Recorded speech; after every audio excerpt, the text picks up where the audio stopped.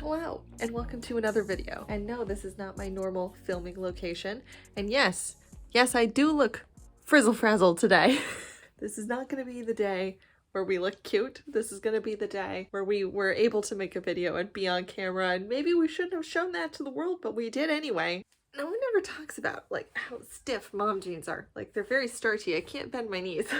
Today I thought I'd do something a little bit different, and I want to talk about all the children's books that I've loved and hated over the past year. If you don't know this, I have a 1-year-old. She's adorable. I don't really show her on this channel because I want her to grow up not in the spotlight of youtube.com. If you don't have kids and you don't care about children's books, I promise you this will probably still be entertaining.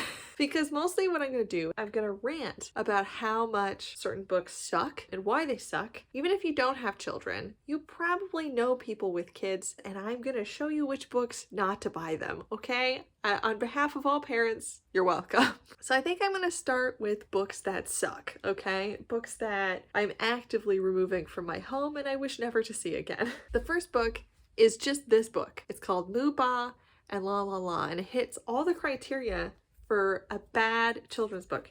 It's incredibly repetitive. A cow says moo, a sheep says ba, 3 little pigs say la la la. And it goes on, and I'm not going to read it to you because this is not a macabre, torturous channel. But the only way to keep this book like interesting is to start reading it in a more and more unhinged voice. Like this. No, you say, that isn't right. The pigs say oink all day and all night, and rhinoceroses snort and snuff, and little dogs go ruff, ruff, ruff. Now, if you're like, Rosa K, you're just being crazy. I'm not being crazy, because every library sale I've ever been to, there are like 15 copies of this book. I think this is universally hated by all parents. And so I will say, the very first rule of buying books for parents with new kids is don't buy this book. You're welcome. Next, I'm going to go with books that were actually made just to sell you things that are not actually books. And that would be like the KiwiCo books. I keep finding these in like used kid shops. They come with your like crates, okay? I don't use KiwiCo. And they seem really cute, and they seem really educational, and they seem like a book that's going to be fun. My daughter has zero interest in any of these books. Like, if you want her to cry, she loves books, but if you want her to cry, start reading her one of these books. Like, as an adult, you go, oh, that looks fun, but as a child, I guess it's like the antithesis of that. So, books that are meant to be educational, especially for really small children, just tend to kind of like not work. I'm also going to go with books that are highly repetitive. So like if a book is meant to teach your child a certain word as they learn to talk, i.e. the Jimmy Fallon books, Mama and Dada. I can't tell you how much I never want to read any of these ever again. And also it didn't work. The first words my daughter said were Opa, which is grandfather in German, dog, and hi. And I read these a lot. And the best I got is she calls me dog sometimes. They're not really a book. They're just a way to like keep repeating a word to your child. Literally, it's like sun, mama, waffle, mama, hat, mama. It's fun and cute the first couple of times you read it, but after a while when your kid's still calling you dog, you're like, what am I doing to myself? Can I just read a book about like finding sheep instead? And the last 2 sorts of books that I really dislike, it's just stuff that there's not a lot to it and it just gets really boring to read. This one's called My Mom is Magical, and it just basically every page talks about how cool your mom is with a fun illustration. I got so sick of this so fast. They don't have a lot of rereading potential, and as you will learn with small children, you're just rereading the same over and over again till the end of time. If you don't want to read it 8 times in a row, I would not advise having it on your shelf. And the last one I have is books that are vaguely creepy.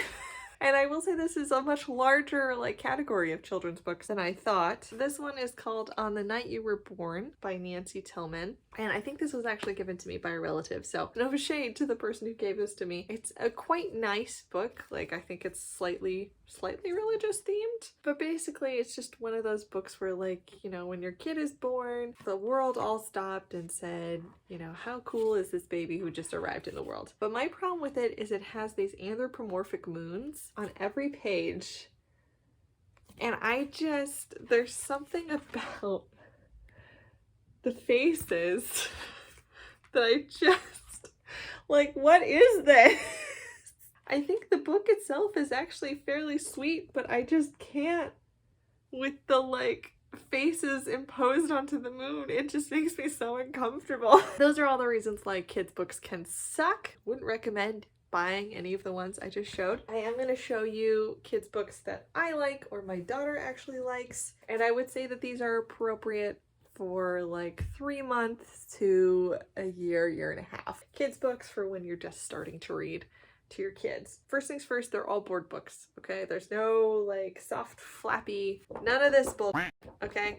They chew on the books. Other big pros is if you can find books that have these reinforced squishy covers. These are great because babies chew on books. It makes it much harder for them to destroy the books if they have these like little squishy bits on it. So if you can find a book, especially a book that you plan on reading like almost every night, like if it's like a good night book, if you can find it with a squish cover, that's key. First thing I'm going to go for, my daughter loves flip books. She loved them very early. It's a good version of something like Peekaboo. I like these. These are the Katz books. They've been out forever and she has a zillion. So you can get them like used on like secondhand book sites pretty easily. Some are better than others, but like the art for the most part is pretty cute. My husband finds some of the babies kind of creepy. Can we find a creepy baby? This is probably the most well known, which is like Where's Baby's Belly Button. I think the art is super adorable. I like that there's a large variety of like hair colors and skin colors. So your kiddos get to see that like not everybody looks the same. I think this is the one my husband finds creepy. I think it's the hair, honestly, because all the other hair is drawn like semi-realistically. I think that's the one that he's really just not into. All the rest are very cute. So I like these. My daughter has liked these from a very young age. As kids get older, these get, I think, probably more annoying because they're just going to tear off the little paper flaps. But for young, not too grabby kids, they're great. There's some kind of classic board books that I love. Brown Bear, What Do You See? I think if you've grown up in the US or in Western cultures, we've all seen Eric Carle's books like The Hungry Caterpillar. I personally like this one a lot for its rereadability, and it's easier to turn the pages than on The Very Hungry Caterpillar. It's an easy read. My daughter's entertained by all the colors. It has learning in it, but learning is not the point of it. Tactile books, I would probably recommend something like this. This is Yellow Fuzzy Ducklings. They're not great if you've got rippers because these are very thin pages, but all the different pages have both a flip that shows you an animal as well as a tactile shape with the name of the shape. I like the shark one because he's a scratchy shark. This one has been a big hit with my daughter. She very much likes to touch all the things and she gets excited by the big reveal from the flip out. Next, I'm going to say books with like high rereadability. So I would say find a good night book that you really enjoy reading because you're going to read it every single night. I liked Goodnight Little Monsters. It is monster themed. It is, however, adorable and like the art is really cute and high contrast, and it just goes through all the different bedtime routines that different parents use, including things like co-sleeping and reading books, singing songs. It's just really cute. I've read this way more times than I am willing to admit, but it's still good. It has that nice squishy cover. Other books in the high rereadability would be like I Love You Through and Through. My daughter loves this one. I think she just likes the way the bear and the children are drawn. Also, you can see just high contrast, pretty simple, but there's also the opportunity for you to like interact with your kid as you're doing it, since it's naming kind of like body parts like eyes and ears and being silly and things like that. The next two were gifts actually from a friend of mine. Where's the Green Sheep and the Gruffalo. The Gruffalo is still a little bit too old for my daughter, but I enjoy reading it and she will tolerate it if I read it at like 3 times speed. So if I read it fast enough, we can get through it. This is hilarious, and as far as I can tell, the moral of the story is that lying will get you everywhere. Not all good kids books have a great moral. This one is about how if you steal someone's hat, you may get murderous justice revenged upon you. However, it's amazing. John Klassen books are hilarious. The art is pretty simple. There's just enough text without it being too boring or too slow. Whereas the Green Sheep, this is a great one for like a pointing book. So basically you're trying to find the green sheep and you go through all these different types of other sheep instead.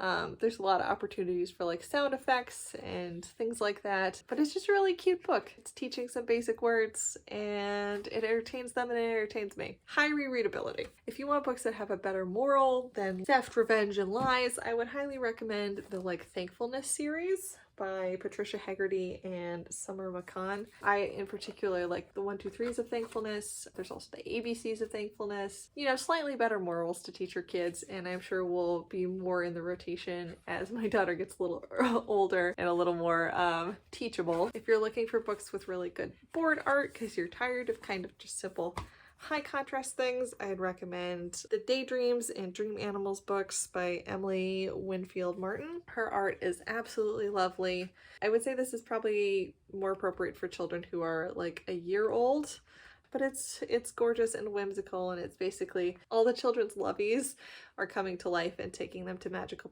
places in their dreams in this particular book. Also the kid who sleeps with a narwhal, so cool.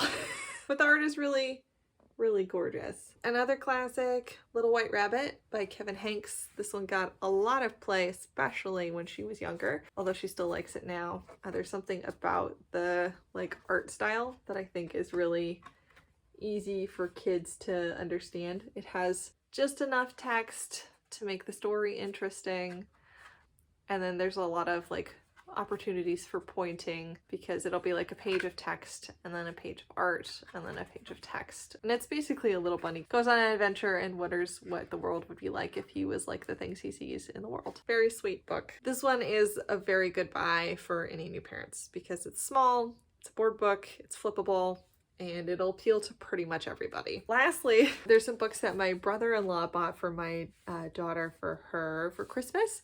And I think they were kind of meant as a joke because my husband is a scientist, so we are, of course, sort of sciencey people. But the books he bought for us are Quantum Physics for Babies, Rocket Science for Babies, General Relativity for Babies, and lastly, Newtonian Physics for Babies. I thought these were kind of gonna be like a joke thing that we didn't really like read. I let my daughter like pull books from the bottom shelf. That's why there's not a lot down there right now, as all her favorite books are currently down here. She loves these books, and I think it's mostly because they're very simple visuals with not a ton of text, so it makes them very flippable. The side effect of her wanting to read these all the time, and I'm not kidding, she wants to read these all the time. I'm really starting to understand a lot more about physics than I think I ever really understood in high school. Like, I think I've got a pretty good understanding of black holes now when I definitely didn't before. I also think I've way more grasped the concept of lift and like why airplanes fly. I'm understanding way more. I've seen these on the Instagram and stuff, and I think people kind of think they're a joke, but I will tell you, my daughter